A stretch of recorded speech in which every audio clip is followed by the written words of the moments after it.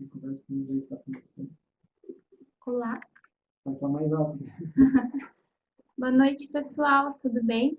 Aqui é a professora Maiara, então a gente está iniciando mais um semestre aí de aula de Libras, né? Iniciando a disciplina de Libras 2, então sejam bem-vindos, o pessoal está começando a entrar no link, né?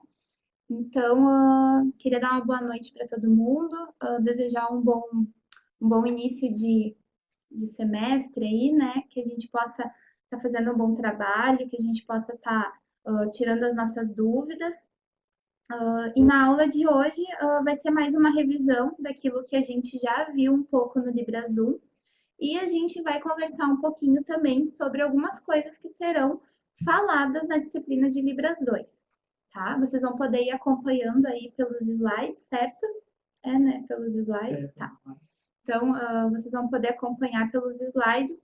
E caso tenham dúvidas, vocês podem colocar ali no bate-papo alguma dúvida. Então, fiquem bem à vontade para participar da aula. No final da nossa aula teórica, né, que a gente sempre começa pela parte teórica, no final dessa parte vocês vão ter um tempo para fazer uma atividade prática, né, que é relembrar os sinais que vocês vieram aprendendo no semestre passado. Não adianta a gente começar um novo conteúdo prático sem a gente relembrar esses sinais, né? E foram muitos sinais que vocês aprenderam no semestre passado. Então, a gente vai iniciar pela parte teórica, depois a gente vai fazer um pouco de prática e, por último, tem uma atividade para vocês postarem. Lembro vocês, né? Eu coloquei ali no Moodle, mas eu vou relembrar vocês que essa atividade não precisa ser postada hoje no ambiente, tá?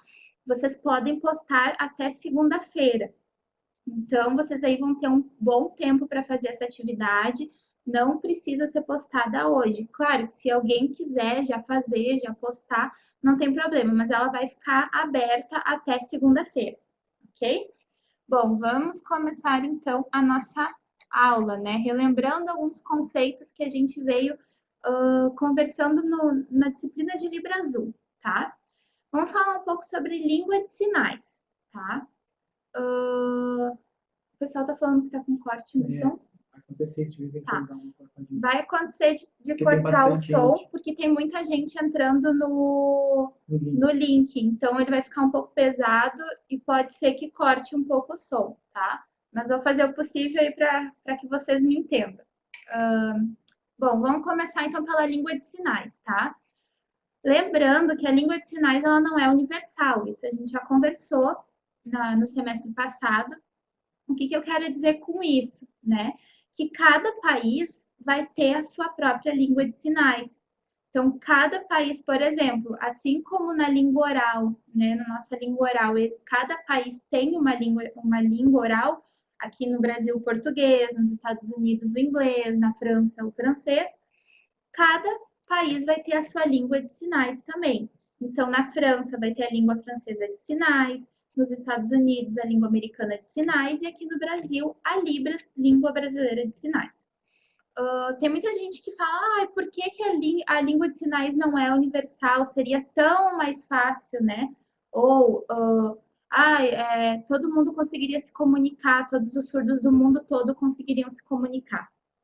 Bom, aí a gente faz a mesma pergunta para a nossa língua oral. Por que então que o mundo todo não fala inglês, né? Seria tão mais fácil a gente se comunicar quando a gente vai viajar para um país, vai ir, né, conhecer outros lugares. Então, essa história de achar que a língua de sinais é universal é uma forma de reduzir a língua, né? A língua de sinais ela é tão viva, ela é tão língua mesmo quanto as línguas orais, tá? Bom, também, mesmo em países que falam o mesmo idioma, como está ali no slide, né? O exemplo da Inglaterra e dos Estados Unidos, que possuem o inglês, né? Possuem língua de sinais diferentes. Então, na Inglaterra é língua britânica de sinais, nos Estados Unidos é a língua americana de sinais. Elas não têm relação, elas não se conversam, tá? Então, cada país mesmo vai ter a sua língua de sinais. Bom, e cada país tem a sua língua de sinais de acordo com as influências das línguas de sinais que vieram colonizando. Lembrem que aqui no Brasil, quando já existia um pouco de linguagem de sinais, né, que eles ainda chamavam de linguagem de sinais, veio um professor francês para o Brasil, né, a pedido de Dom Pedro II, para trazer um pouco da língua de sinais francesa. Então, aqueles sinais que já eram feitos aqui no Brasil se misturaram com a língua francesa de sinais e aí se fundou a língua brasileira de sinais. Né? Então, a gente pode perguntar, mas o português aqui do Brasil vem de Portugal, por que, que a língua de sinais não vem de Portugal? Porque a gente nunca pode relacionar a língua de sinais à nossa língua falada, né? A gente tem que entender a história dessa língua, né? Compreender da onde que vem as influências para se construir, para se constituir essa língua. Então, a língua brasileira de sinais, ela tem uma forte influência da língua francesa de sinais. Aí me perguntam, tá, e se eu for para a França, eu vou conseguir falar um pouco de língua de sinais? Vai conseguir falar sim, né? Claro que a língua de sinais, como a língua oral, ela sofre mudanças com o tempo, né? A gente vai vendo que a nossa língua portuguesa sofre muitas mudanças no decorrer do tempo, com a língua de sinais também acontece isso, mas lá na França, sim, quem sabe língua brasileira de sinais vai conseguir compreender a língua francesa de sinais, tá? Isso que estavam salvos. Oi? Não, eles estão comentando que como tem muito acesso, Tá cortando. cortando um pouco o áudio. Então, Tá. vou dar uma limitada um pouquinho aqui. Deixa eu ver. A gente tá com um probleminha aí de corte, então, da fala, né? Tá cortando a fala da professora, porque tem muita gente tentando entrar com, né, em função com essa chuvarada que deu aí, tem muitos polos que estão com dificuldade de acessar, então o pessoal está tentando acessar dos seus próprios computadores. Isso faz com que o link fique muito pesado, então eu vou pedir que vocês tenham paciência, né? A gente está limitando agora quem está entrando para que a gente consiga ter, normalizar aí a vídeo, né, web, para que vocês consigam me compreender. Mas podem ir conversando aí, colocando as sugestões e falando como é que está sendo o vídeo aí no bate-papo, que a gente vai dando um retorno para vocês. Isso é isso que a gente vai compartilhar o link no grupo mesmo.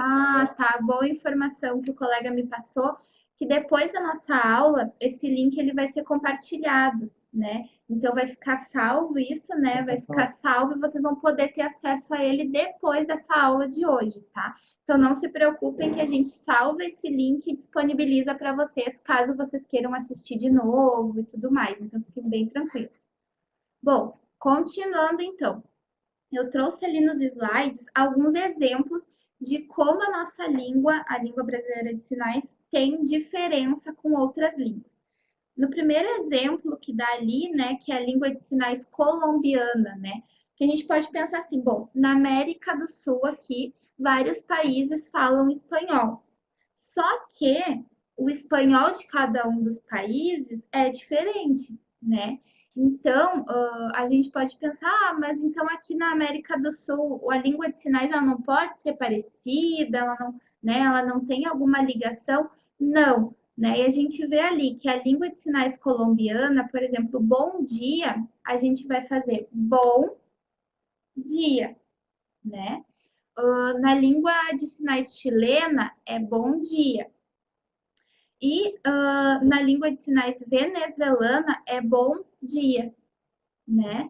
Então, a gente vê que mesmo estando ali os países perto, a gente tendo essa relação, a língua de sinais ela não é parecida, né? Ela não é a mesma, né? Para a gente entender que não há uma universalidade mesmo da língua de sinais, tá? A língua de sinais, ela é um idioma e ela é uma língua gestual, né? Porque nós produzimos os significados por meio de sinais, por meio das mãos, tá? Possui estruturas e regras gramaticais próprias, né? A gente tenta sempre associar a língua de sinais ao português nosso aqui do Brasil, e associar Libras ao português. A gente tem que compreender que são duas línguas diferentes e que a Libras nunca vai poder ser associada ao português. A Libras ela tem regras gramaticais completamente diferentes do português, né? Então a gente tem que lembrar que as estruturas gramaticais elas não se complementam. Às vezes a gente vai pensar uma frase em português e em Libras é outra coisa, tá? Então a gente tem que entender que as estruturas gramaticais são diferentes. E ela é natural porque surge dos surdos, né? Surgiu então de um grupo de surdos, né, que começaram a utilizar, criar sinais. Então ela surgiu da necessidade de um grupo se comunicar, porque até então os surdos eram obrigados a aprender a falar, a oralizar. E aí a partir desse momento, né, os surdos começam a discutir como é que eles podiam se comunicar de outras formas e surge então a língua de sinais aqui no Brasil, a Libras, né? E surge então essa língua de sinais como forma de comunicação mesmo, né? Uma necessidade de comunicação. Não é uma linguagem, a gente precisa entender que não é uma linguagem, mas um idioma capaz de exprimir qualquer conceito. Então, tem muita gente que fala, mas como é que a gente vai falar um assunto muito abstrato numa língua que se fala com as mãos? É possível? É possível, né? A língua de sinais é possível você falar sobre tudo, sobre qualquer coisa em língua de sinais, porque ela é uma língua completa. E a língua de sinais, ela tem uma modalidade, como eu já falei, diferente das línguas orais.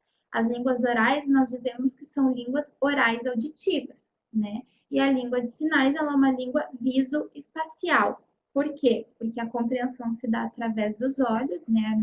Nós aprendemos através dos olhos e emitimos, então, a informação através das mãos, dos sinais. A Libras, então, é a língua brasileira de sinais, né? Libras é a sigla da língua brasileira de sinais. Como eu já falei, tem origem da língua francesa de sinais e começou a ser estruturada no Rio de Janeiro, né? Lá, quando Dom Pedro chama o professor francês para vir para o Brasil, né, difundir a língua, ensinar a língua francesa, ela inicia no Rio de Janeiro, né, no Instituto Nacional de Educação de Surdos, e depois ela começa a se difundir para todos os estados e várias regiões do Brasil. Apesar da influência da língua francesa de sinais, a Libras não assumiu a mesma forma, né, de itens lexicais. O que quer dizer? Que a língua francesa tem sim uma forte influência sobre a língua brasileira de sinais, mas a língua brasileira de sinais não ficou ancorada na língua francesa de sinais. Ela começou a se estruturar sozinha, né, e começou aí a evoluir, tá? E claro que hoje em dia, muitos sinais que são usados aqui no Brasil são diferentes dos sinais usados na França, né? Mas o que eu quero dizer quando eu falo que a gente compreende, se a gente vai falar com um surdo francês, é em função do contexto, né? Muitos sinais ainda são parecidos, então você vai compreender o texto, vai compreender a frase por meio do contexto que vão estar te passando, né? É a mesma coisa, por exemplo, das variações que a gente já conversou no semestre passado, das variações linguísticas aqui do Brasil. Eu posso conversar com alguém que é do Nordeste e ele vai falar as gírias deles lá do Nordeste. Pode ser que alguma coisa não entenda, mas o contexto no geral eu vou compreender. Trouxe também nos slides para vocês alguns exemplos de como são sinais aqui no Brasil, na língua brasileira de sinais, e lá na França, na língua francesa de sinais. O primeiro sinal, e vocês já aprenderam esse sinal no semestre passado, é o sinal de homem, né? Que aqui no Brasil é esse sinal aqui, ó. Homem, né? Lá na França é esse sinal aqui, ó. Tá? Que referencia o bigode, né? Tá?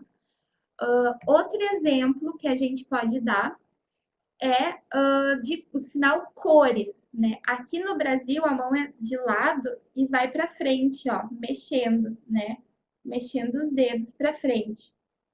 Lá na França, o sinal para cores é passando de um lado para o outro na boca, ó, e com a mão pra, né, em frente à boca, não é de lado, tá?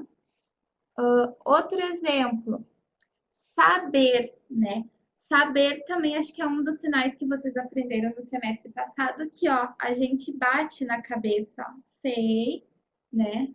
Sei. Lá na França, ó, é saber. Olha como mudam, mesmo que um pouquinho, muda o movimento, tá? Vamos continuar.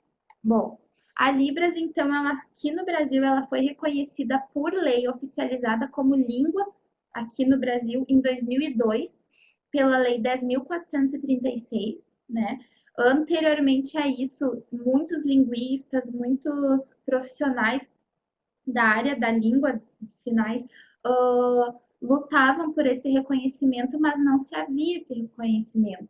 Então, a partir de 2002, com essa lei, né, quando a lei foi sancionada, passa a valer, então, a língua brasileira de sinais como segunda língua oficial do Brasil, tá? E em 2005, ela ainda é regulamentada pelo decreto 5626, né, que vai falar sobre como se dá o ensino da Libras nas faculdades, nos cursos de licenciatura. Então, o decreto vem para complementar a lei, né? O decreto vai explicar como é que se deve dar o ensino do surdo, onde o surdo tem que ir para, né, em qual escola o surdo tem que estar inserido, na universidade, como é que é? São todos os cursos de graduação que precisam fazer disciplina de Libras. Como que se dá para, como é, se eu quero me formar e ser um tradutor e intérprete de Libras ou um professor de Libras, como é que eu faço? Então, o decreto vem para complementar a lei, ele vai explicar tudo isso, tá? A Libras também, como eu falei já, ela apresenta variações, né? Da mesma forma que o nosso português oral, aqui no Brasil, dependendo da região, ele vai apresentar variações, né? Por exemplo, semáforo, sinaleira, né? Quebra-molas, lombada, né? São palavras que aqui, que, por exemplo, aqui no sul nós temos uma palavra para designar um objeto e que lá no sudeste, nordeste, norte é uma outra palavra para designar o mesmo objeto. Por exemplo, o cacetinho que nós usamos aqui é só no sul que se fala cacetinho, né? Lá no sudoeste, no sudeste, no centro-oeste, desculpa, no centro-oeste, no norte, não se usa pão francês, né? Então, existe uma variação na nossa língua portuguesa oral, mas também existe uma variação na Libras, na língua brasileira de sinais, né? E essa variação, ela ocorre nas regiões, né? E também dentro do nosso estado pode acontecer variações de cidade para cidade. Por exemplo, aqui no Rio Grande do Sul, existem dois sinais para pessoa, né? Aqui em Pelotas, a gente usa pessoa, né? Põe o dedo um pouco para frente, o dedo do meio, e passa na testa, tá? Já em Santa Maria, em regiões mais do interior, a gente vai fazer as duas mãos em P e vai descer no corpo, né? Pessoa. Então, mesmo dentro de um estado, vão ocorrer variações também. Não é só de estado para estado, mas dentro do estado também vão ter cidades que vão ocorrer variações. Um exemplo que eu trouxe ali no slide, que é o exemplo de mãe, que é outro sinal que a gente já aprendeu, que a gente está revisando. Aqui no Rio Grande do Sul, a gente usa mãe, né, do lado do nariz, mãe. Já em Pernambuco, a gente se usa mulher e um beijinho na mão, né? Isso se dá em função de que antigamente, para sair de casa, tu pedia benção pai, benção mãe, né? E recebia um beijinho na mão. E aí se formou esse sinal de mãe, né? E pai, né? E hoje a gente usa aqui no Rio Grande do Sul mãe, do nariz, e pai, que é o bigodinho, né? Então, são algumas variações. Outro exemplo que eu trouxe de variações para vocês aqui no Brasil é o sinal de ônibus, né? Hoje a gente vai aprender alguns transportes na aula, alguns sinais de transportes, e vocês vão ver esse sinal que eu já vou ensinar agora. Depois vocês vão treinar comigo né, quando a gente for aprender os transportes. O sinal de ônibus aqui no Rio Grande do Sul, a gente vai fazer a letra Y, tá, com as duas mãos, deixar aqui do lado, acima dos ombros, ó, e movimentar para frente. Ônibus, tá? De novo, ó. Ônibus, tá? Lá no Ceará, já se usa, ó, ônibus, né? Abrindo e fechando os pulsos, tá? Então, esses são alguns exemplos de variações linguísticas, tá? Além dessas diferenças, há também sinais específicos de cada região, próprios da nossa cultura, né? Cada região do país tem uma cultura, cada estado tem uma cultura.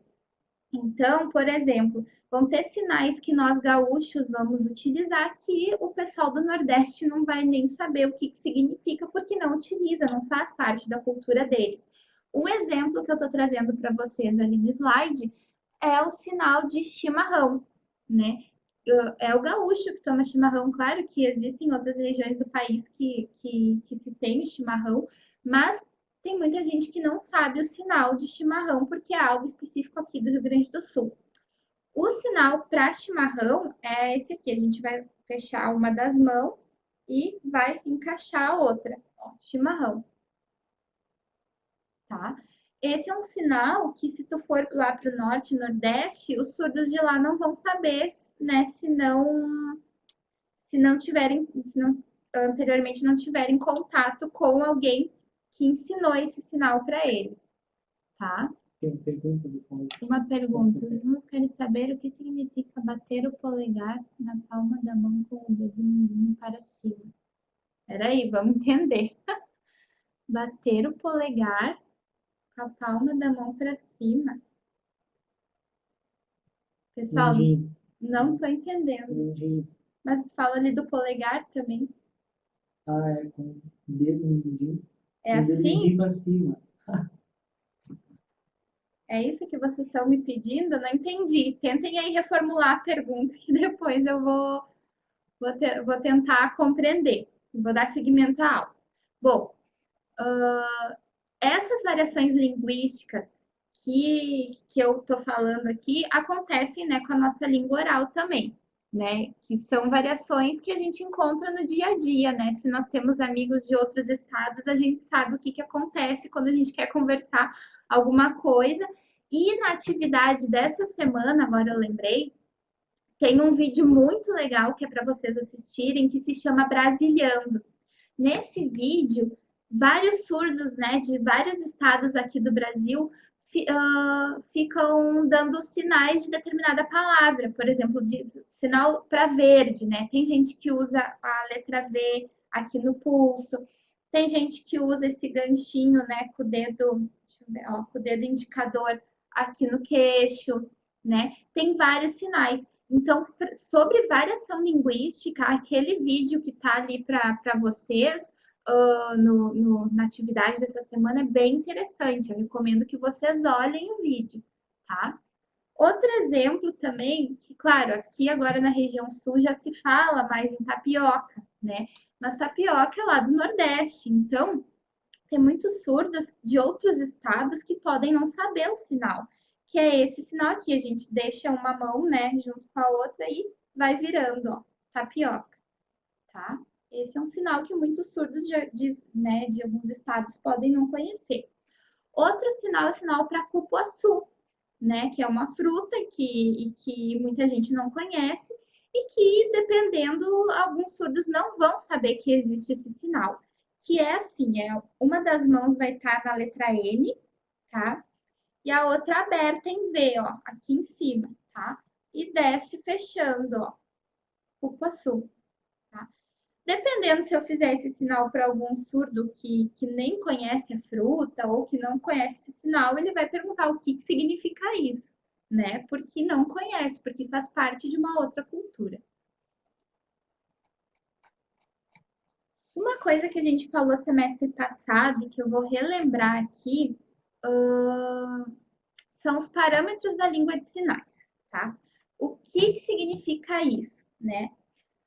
Os parâmetros da língua de sinais são os itens lexicais da Libras, tá? Ou seja, Na nossa língua portuguesa, nós temos lá na fonologia, a gente vê os sons das letras, o som que cada letra produz, a gente conhece o som que cada sílaba produz, né? E depois o som da palavra completa. Na língua de sinais, como a língua não é sonora, a gente vai ter 5 parâmetros, né? Que juntos vão formar um sinal. Então, por exemplo, se eu faço um sinal com um dos parâmetros errado, diferente, esse sinal pode não significar nada ou pode significar uma coisa completamente diferente. Então, a gente tem que tomar cuidado quando a gente faz esses sinais, porque eles podem, dependendo do movimento que eu fizer ou do ponto de articulação diferente, podem significar outra coisa. O que acontece? Então, existem 5 parâmetros. O primeiro é configuração de mão, que é se meu sinal vai ser feito assim, vai ser feito assim, vai ser feito em N, vai ser feito em ganchinho, né? As formas que a minha mão vai tomar. O segundo parâmetro é o ponto de articulação, né? É onde eu vou fazer o meu sinal. Se é na cabeça, na testa, na bochecha, no nariz, na boca, no pescoço, no corpo, nos braços ou num espaço neutro, que é um espaço à frente do corpo. Tá? Então, esse é o segundo parâmetro. O terceiro é o movimento. Tem sinais que têm movimento, tem sinais que não têm movimento. E a gente vai estudar no decorrer da disciplina de Libras 2, a gente vai estudar mais aprofundado quais movimentos tem, que tipos, né? Então, isso a gente vai vendo também no decorrer das aulas, tá? Mas, a princípio, vocês precisam saber basicamente que tem sinais que têm movimento e outros sinais não têm movimento, tá? O quarto parâmetro é a expressão facial. Lembrem lá no vídeo que eu postei de uma das aulas, das primeiras aulas nossas do Libra Azul, que eu falei, por exemplo, eu posso fazer o sinal de triste assim? Não posso, né? Porque a expressão facial não condiz com o meu sinal. Para eu fazer o sinal de triste é triste, né? Eu tenho que ter a expressão de triste. Então, a expressão, ela funciona como a entonação da nossa voz, né? Se eu quero fazer uma pergunta, eu vou falar, tudo bem? Bom, a minha entonação da voz já mudou. Se eu quero exclamar alguma coisa, nossa! Eu utilizo outra entonação de voz. Se eu tô braba, eu já utilizo outra entonação de voz, né? Então, para ouvinte, é a entonação de voz, porque dependendo da entonação de voz, nós escutamos o que a pessoa quer falar. Na língua de sinais não existe isso. Então, como que a gente vai identificar se é uma pergunta, se é uma afirmação, se é uma negação, se é uma exclamação? É com a expressão facial. Então, a expressão facial é muito importante dentro da língua de sinais. E o último parâmetro, né, dos 5 parâmetros, é a orientação da minha mão, a direção da minha mão. Porque tem sinais que eu faço com a direção da minha mão para frente, né, para trás, para um lado, para o outro, para cima, para baixo. Então, essa é a orientação da mão, tá? Que também é importante, é um parâmetro importante. Algumas convenções a respeito da Libras que a gente precisa saber. Os verbos são apresentados sempre no infinitivo, e isso eu já falei com vocês, eu vou retomar porque é uma das coisas mais importantes quando a gente quer montar uma frase. Por exemplo, o verbo, se eu quero dizer assim, gostar, o verbo gostar é esse aqui, tá? Então, por exemplo, eu gosto de dormir, né? Então, eu vou fazer eu gostar, dormir. Pronto. Essa é a minha frase estruturada em língua de sinais. Eu gostar, dormir. O verbo fica no infinitivo, tá? Mas se eu quero me remeter ao passado, aí eu vou ter que utilizar os tempos verbais, né?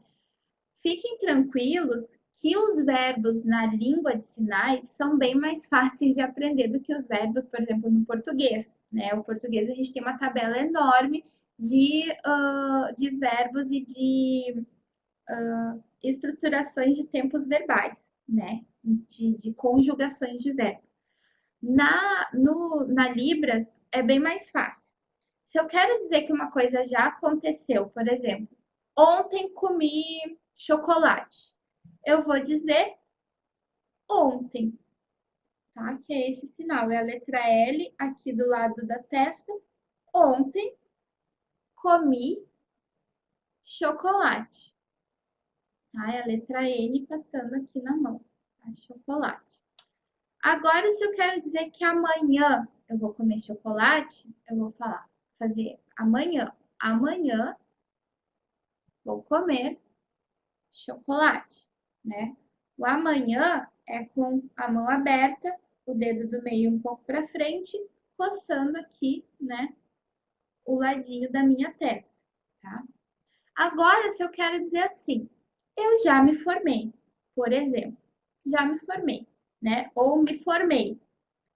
Eu vou utilizar o sinal de passado, que é esse aqui, e vou fazer o sinal de formar, né? Então, eu me formei, tá?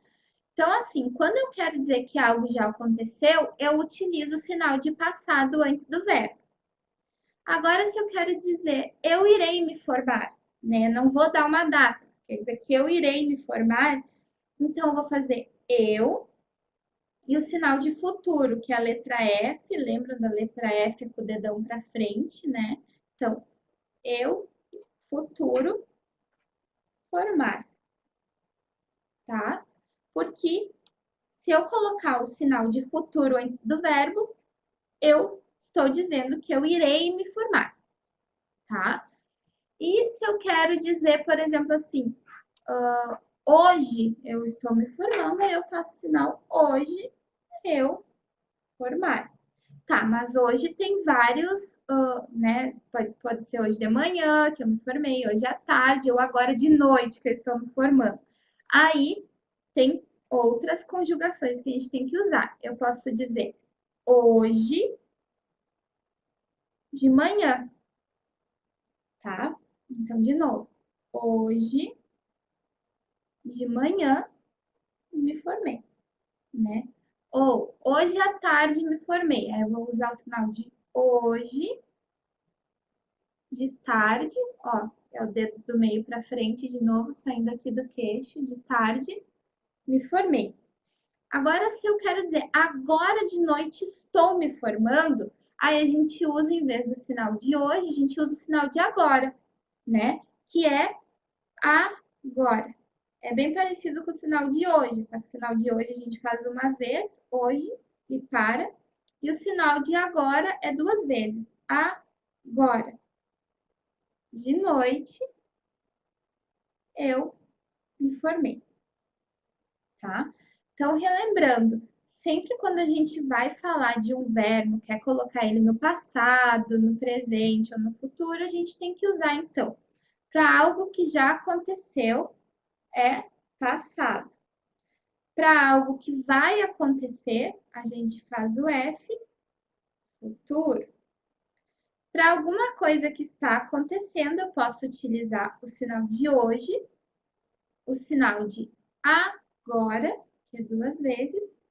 Para eu me referir à parte da manhã, eu uso o sinal de manhã, tá? De novo, ó. É como se o olho tivesse fechadinho, ó, e abre, tá? Se é para me referir à tarde, eu uso a mão aberta com o dedo do meio para frente, saindo do queixo, ó, tarde. E noite, noite, tá? Bem fácil. As frases também na língua de sinais, na Libras, elas não apresentam a mesma estrutura do português, tá? A gente pensa diferentemente do português. Por exemplo, no português a gente fala, eu vou para casa, tá? Na língua de sinais, a gente não fala, a gente não expressa, eu vou para casa. Senão ficaria um português sinalizado. A gente vai fazer casa, eu vou. De novo, casa, eu vou, tá? é uma outra estrutura. Ah, professora, mas aí eu não sei como é que eu vou aprender essa estrutura. A estrutura e a organização das frases, a gente vai pegando com o tempo, né? Com a prática da língua de sinais, né? Convivendo, se comunicando, a gente aprende uma língua como? É na comunicação, né? É exercendo a língua. Então, só assim vocês vão conseguir pegar bem essas estruturas diferentes. E tá errado fazer eu vou para casa? Não tá errado, né? Já que a gente está aprendendo uma língua e nós somos ouvintes, nós sempre vamos pensar em português e fazer a frase na Libras pensando no português, né? A gente não é nativo da língua de sinais, da língua brasileira de sinais, nós não somos nativos da Libras. Então, nós não pensamos em Libras. Nós temos que aprender aos poucos a ir pensando em Libras. Como a gente ainda não pensa em Libras, não tem problema da gente pensar no português e tentar fazer a frase a partir do português, tá? Bom, vamos falar um pouco sobre cultura surda, que é um dos assuntos que a gente vai trabalhar agora no decorrer das próximas semanas. A cultura surda, ela pode ser entendida, então, como um conjunto que inclui o conhecimento, os costumes, a arte, as crenças, a lei, a moral, né, as necessidades, os hábitos que são adquiridos pelo homem, pela sua família e também pelas pessoas que vivem numa sociedade. Muitas vezes a cultura não está relacionada à cultura de um povo geograficamente instituído, né? Porque quando a gente pensa em cultura, a gente pensa em povos que estão em determinados locais geográficos. Mas existem culturas que não estão posicionadas geograficamente, né? Mas que se identificam a partir de coisas em comum, né? Afinidades. Então, quando a gente fala de cultura, a gente não está falando só de grupos né, geograficamente constituídos. Porque se a gente for pensar assim, a cultura hip hop, ela está geograficamente constituída? Não, ela vai se formando em alguns locais, mas ela é uma cultura que não vive em determinado local e não se desenvolve ali, né? Ela está em diferentes localidades acontecendo a todo momento e se movimentando.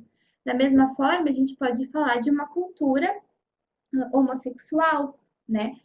Uma cultura homossexual, ela não tem geograficamente ali um território onde ela se constitui. Não, essa cultura, ela está em constante movimentação, né? Em diferentes lugares ao mesmo tempo. Então, a mesma coisa a gente pode falar sobre uma cultura surda. Os surdos, eles não têm um local geográfico onde eles se constituem, né? Eles não têm, por exemplo, eu brinco, o país da Surdolândia, onde eles são constituídos lá pela cultura surda. Não, eles se constituem em diferentes espaços, em diferentes localidades, tá? Em relação à cultura, podemos percebê-la como algo maior, que apresenta e perpassa as formas de ser e pensar, e principalmente é compartilhada por um grupo de pessoas. Para a gente poder falar em cultura surda, a gente fala que quando se dá se cria essa cultura surda, é por meio de um compartilhar de experiências, né? A cultura surda só se dá a partir de um compartilhar de experiências, né? De um grupo, de uma comunidade. Então, não tem como a gente falar em cultura surda sem falar em comunidade surda, porque é através de um grupo que se constitui, que se constitui enquanto comunidade com identidades, que aí se vai constituir uma cultura surda. Vamos falar um pouquinho de comunidade, então. Muitos familiares de surdos ou pessoas que convivem diariamente com os surdos falam que entendem o que é ser surdo. Porém, a experiência de ser surdo é apenas dos surdos, né? Tem muita gente que fala, não, eu tenho a experiência né, de ser surdo, eu sei o que é ser surdo porque eu tenho um filho surdo, porque eu tenho um parente surdo, porque eu participo da comunidade dos surdos. A experiência de ser surdo é somente dos surdos, né? Ah, mas eu posso tentar experimentar a cultura dele, né? O que é ser surdo, se eu tampar os ouvidos. Não, né? A experiência de ser surdo, só o surdo consegue viver.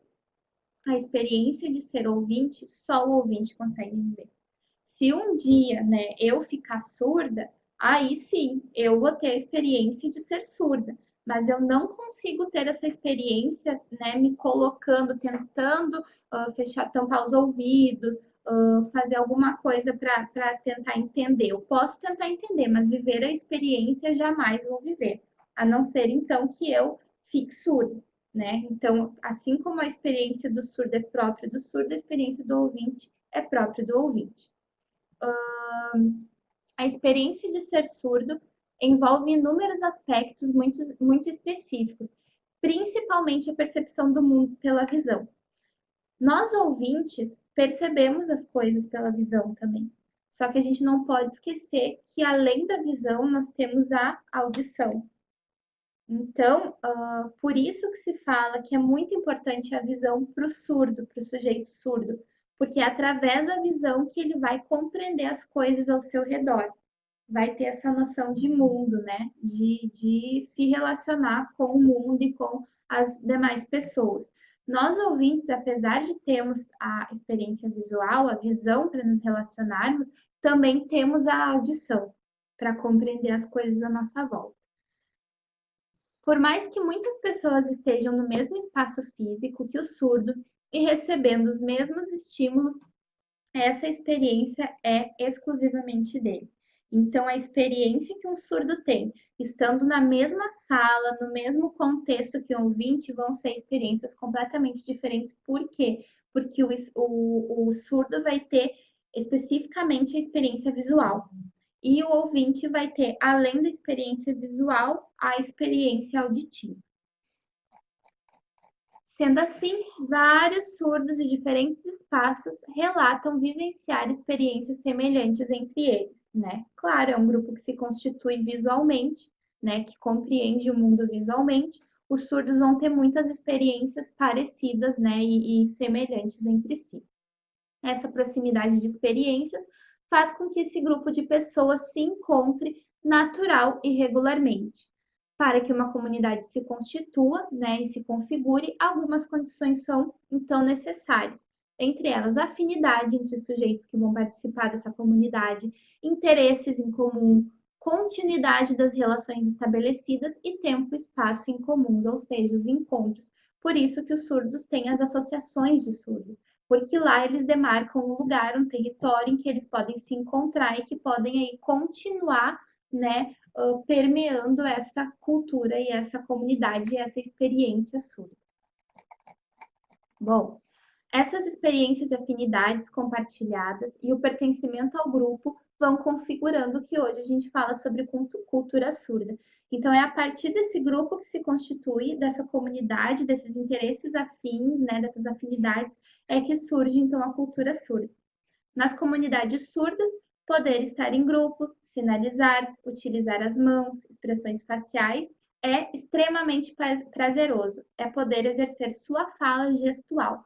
O que muitos surdos falam, principalmente os surdos que têm pais ouvintes, que vêm de famílias ouvintes, muitos surdos falam que quando eles encontram outros surdos, eles se sentem em casa, né, como se estivessem no lar deles, porque é ali onde eles vão poder se comunicar com uma língua que faz sentido para eles, vão poder estar com pessoas iguais a eles, né, que compreende o mundo igual a eles, que é por meio da visão, diferente de você estar na sua casa, mas a sua família ser ouvinte, né? A sua família sendo ouvinte, ela vai ter outras experiências que não vão ser as experiências surdas. Então, os surdos vivem muito em comunidade, vivem muito unidos em função, né, dessa importância que eles dão de se sentir pertencente a um grupo que, né, são iguais, são seus pares ali, né, e de compreender, de ter as mesmas experiências por meio da visão.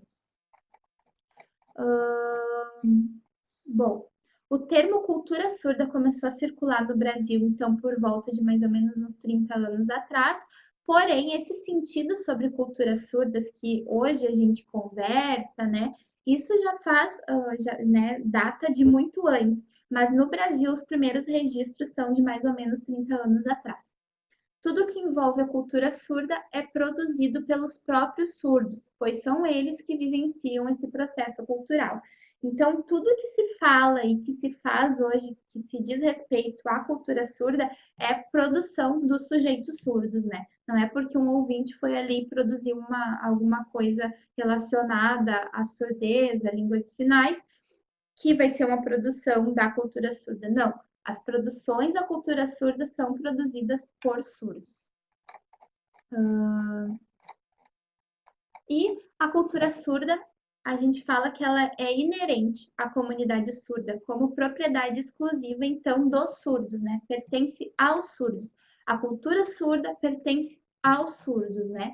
Claro que a gente vai poder ter esse, né, poder adentrar um pouco na cultura surda, na comunidade, conhecer, mas essa experiência da cultura surda é dos surdos, né? Nós, ouvintes, temos outras experiências, outras culturas. Bom, da parte teórica é isso. Agora a gente vai passar para a parte prática, que eu vou ensinar alguns sinais de meios de transporte, que é o que a gente vai aprender essa semana e semana que vem. E depois aí eu vou dar um tempo que vocês têm atividade, né, da aula presencial para fazer.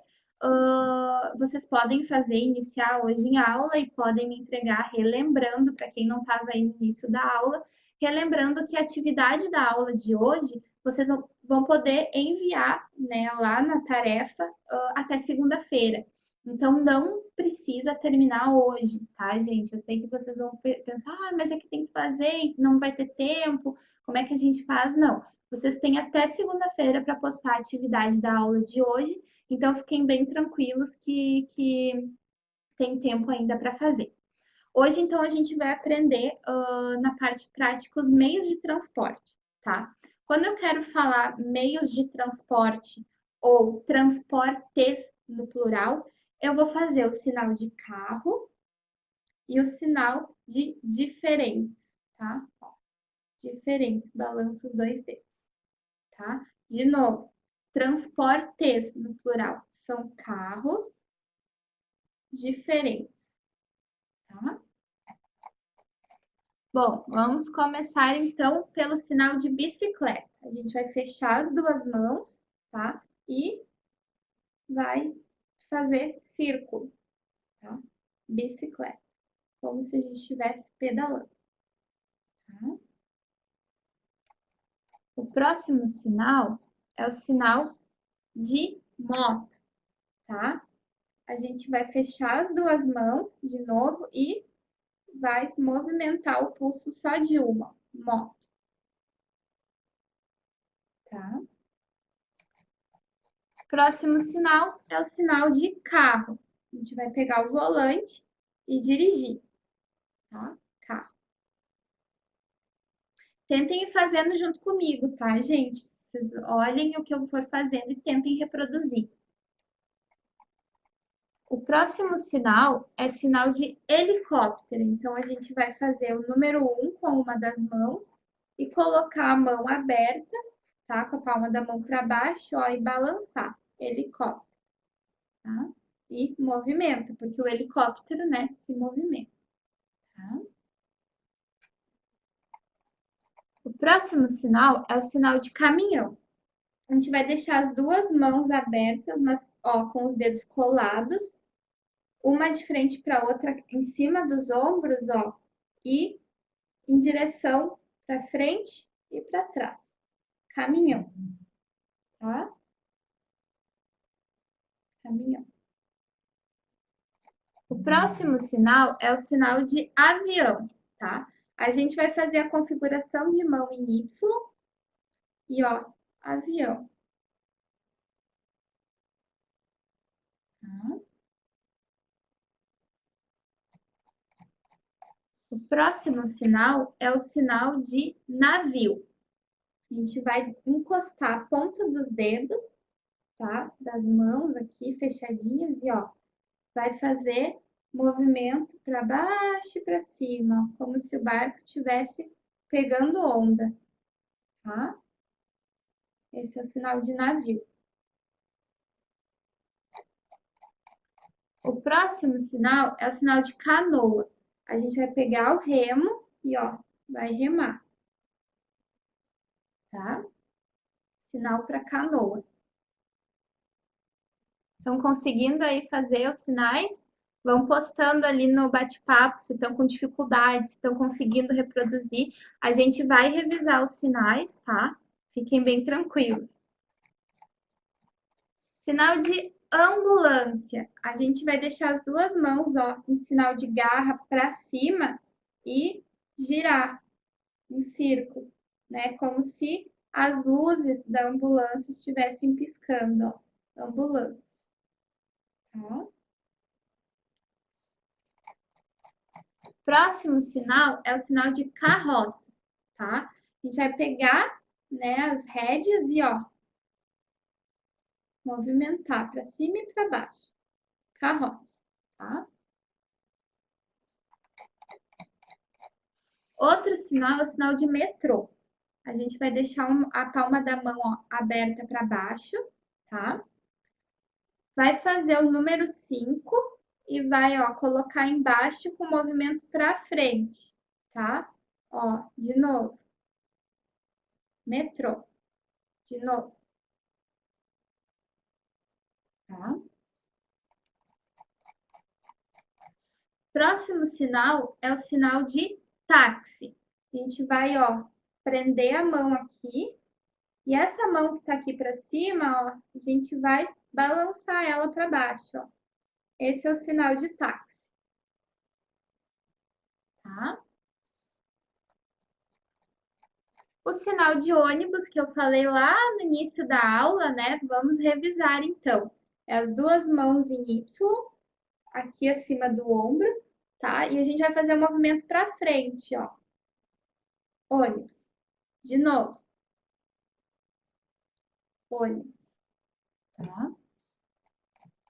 Bom, e aí tem alguns sinais que eu não consegui trazer a fotinho do sinal, porque eu não encontrei. Eu vou ensinar aqui, mas aí depois eu vou gravar o vídeo desses meios de transporte para postar lá no blog, né? Lembrando que quando vocês tiverem dificuldade de ver os sinais, de lembrar dos sinais, vocês podem entrar lá no blog da Libras, que é www.ufpelibras, com um L só, de tudo junto, ufpelibras.blogspot.com.br.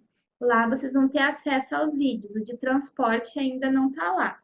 Mas depois, né, a professora posta lá o vídeo, vocês vão ter acesso. Então, o sinal de trem, tá? A gente vai fazer, ó, a letra O com as duas mãos. E a gente vai deixar uma de frente para a outra, só que uma um pouquinho mais para trás, tá?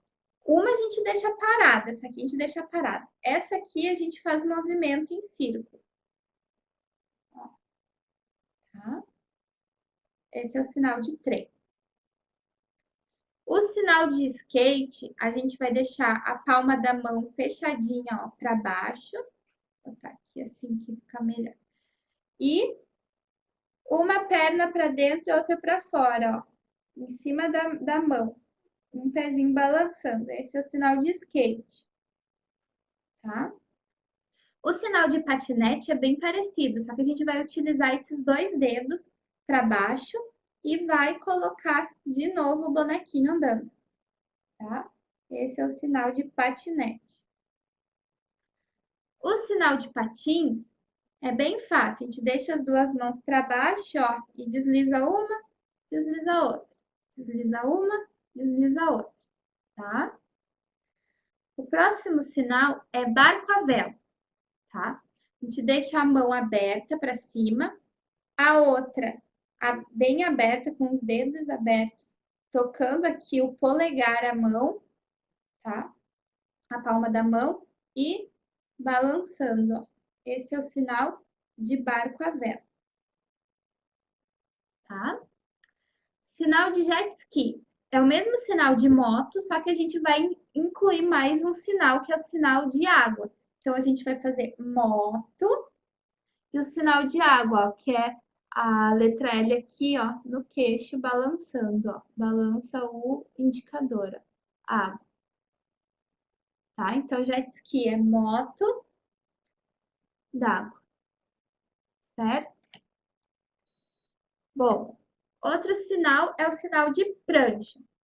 Bem fácil. A gente deixa a mão aberta, né, com os dedos juntos, assim, e a pessoinha totalmente em cima, ó, da mão, tá? E a gente faz o movimento da prancha. Ok? Sinal de balão, né? Quem aí já andou de balão, né? A gente vai fazer, tem dois sinais para balão. Um é com o dedo o indicador assim e a outra mão, né, em sinal de garra, ó, e movimenta para um lado, para o outro. O outro sinal para balão é com a mão fechada, essa aqui de baixo, ó, e mesma coisa, movimento, tá? E o último sinal para transporte é asa delta, tá? A gente vai fazer as duas mãos em U, cruza, né? Une aqui as pontinhas, ó, e movimenta também. Para um lado e para o outro. Para um lado e para o outro. Ok? Vamos revisar esses sinais rapidinho. E aí, por hoje, a aula está encerrada, tá? Vamos voltar lá em cima nos slides para ver com qual que a gente começou, a gente revisa tudo. Esses sinais de transportes, vocês vão estar aprendendo essa semana e semana que vem. Vai ter atividade para vocês fazerem com os meios de transporte, tá? Bom, vamos ver aqui. Começar então com bicicleta, tá? Ó, bicicleta em círculo, tá? O próximo, moto, só mexe ó, o pulso, um pulso, moto. Carro, pega o volante e dirige, tá? Helicóptero, ó, helicóptero, né? Helicóptero, tá?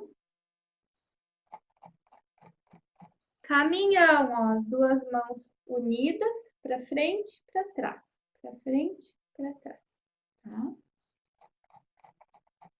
Avião, né? A mão em Y, ó, avião, tá? Navio, as mãos encostam, os dedinhos aqui encostam, ó, e faz o movimento da onda. O próximo, canoa. Pega o remo e rema, tá? Próximo, ambulância. Com as mãos abertas, se engarra para cima e gira. Ambulância. Carroça. Pegou as rédeas e balança. Metrô. Mão com a palma da mão para baixo, aberta. Número 5 e passa para frente, ó. De novo. Para frente. Tá?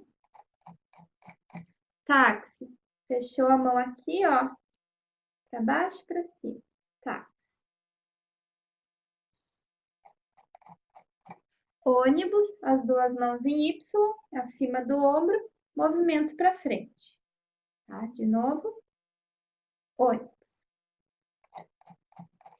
Depois, o sinal de trem, com as duas mãos em U, uma de frente para outra, só que, ó, deixa uma mais para frente e a outra mais para trás, e a de trás faz círculo, trem. Tá? Skate, com a mão inteira e a pessoa andando de skate. Patinete com os dois dedos só e a pessoa andando de patinete. Patins, as duas mãos aqui, uma para frente, outra para trás. Uma para frente, a outra para trás. Barco à vela, mão aberta, a outra com o dedão tocando na palma da mão e balançando a vela, tá? Lancha.